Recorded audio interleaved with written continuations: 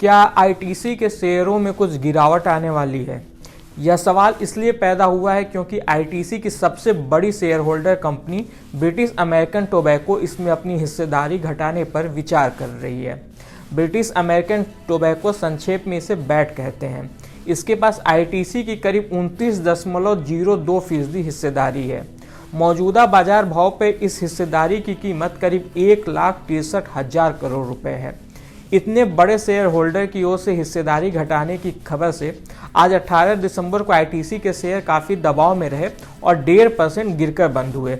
आने वाले दिनों में और लॉन्ग टर्म में आईटीसी के स्टॉक पे इस खबर का क्या असर रहेगा, आज के वीडियो में हम इसी पर बात करेंगे। साथ ही जानेंगे कि आखिर बैट यानी ब्रिटिश अमेरिकन टोबैको अपनी कितनी हिस्सेदारी घटाएगी और वो ये हिस्सेदारी क्यों घटा रही है।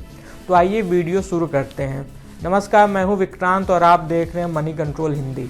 सबसे पहले जानते हैं कि आखिर बैट अपनी कितनी हिस्सेदारी घटाएगी। कंपनी के सीईओ ने बताया कि उसे आईटीसी में अपना प्रभुत्व बनाए रखने के लिए 25% से ज़्यादा हिस्सेदारी की ज़रूरत नहीं है। 25% हिस्सेदारी पर कंपनी के पास बोर्ड में वीटो पावर बना रहेगा, जिससे उसका इन्फ्लुएंस बरकरार रहेगा। ऐसे में वो अतिरिक्त हिस्सेदारी को घटाने पर विचार कर रही है।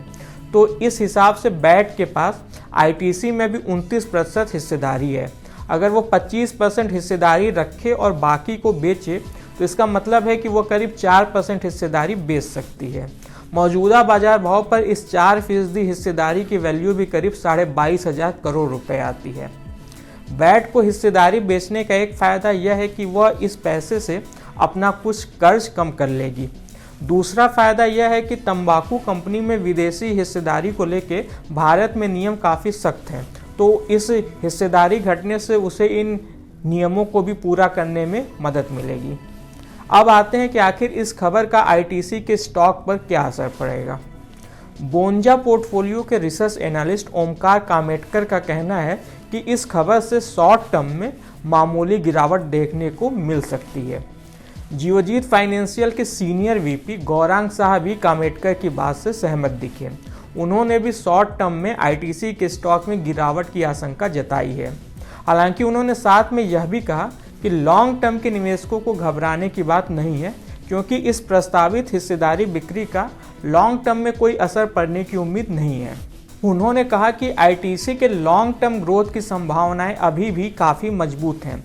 कंपनी लगातार एफएमसीजी बिजनेस से अपने मुनाफे को बढ़ाने पर फोकस कर रही है। इससे इसका टोबैको बिजनेस पे निर्भरता काफ़ी हद तक कम होगी, जो इस स्टॉक के लिए फ़ायदे की बात होगी। स्टॉक्स बॉक्स के रिसर्च एनालिस्ट पास शाह भी लॉन्ग टर्म को लेकर बुलिश दिखे। उन्होंने कहा कि लंबी अवधि में यह कंपनी अपने शेयरधारकों के लिए काफ़ी वैल्यू बनाएगी और उन्हें मीडियम से लॉन्ग टर्म के लिए इस खबर का कोई खास असर नहीं दिख रहा है। यहाँ आपको यह भी बताना जरूरी है कि आईटीसी में फ़िलहाल कोई प्रमोटर नहीं है।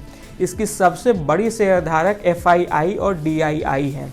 एफआईआई के पास कंपनी की 43.3% हिस्सेदारी है, जबकि डीआईआई के पास कंपनी की 42% हिस्सेदारी है। कंपनी में पब्लिक शेयर होल्डिंग करीब 14.7% है। इसीलिए बैट का हिस्सेदारी आईटीसी के लिए अहम हो जाता है, क्योंकि यह इसकी सबसे बड़ी शेयर होल्डर है।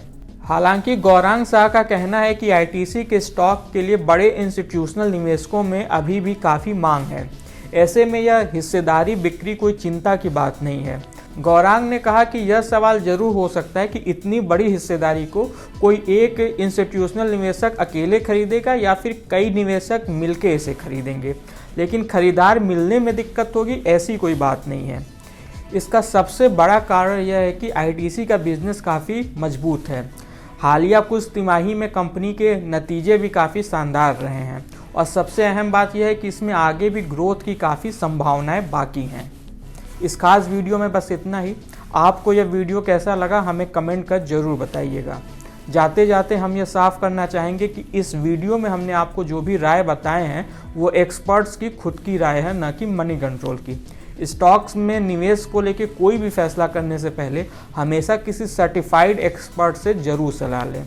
बिजनेस और स्टॉक मार्केट से जुड़ी ऐसी खबरों के लिए आप हमारी मनी कंट्रोल हिंदी की वेबसाइट को विजिट कर सकते हैं। इसके अलावा आप हमें यूट्यूब, फेसबुक, इंस्टाग्राम और एक्स यानी कि ट्विटर पर भी फॉलो कर सकते हैं। Thank you.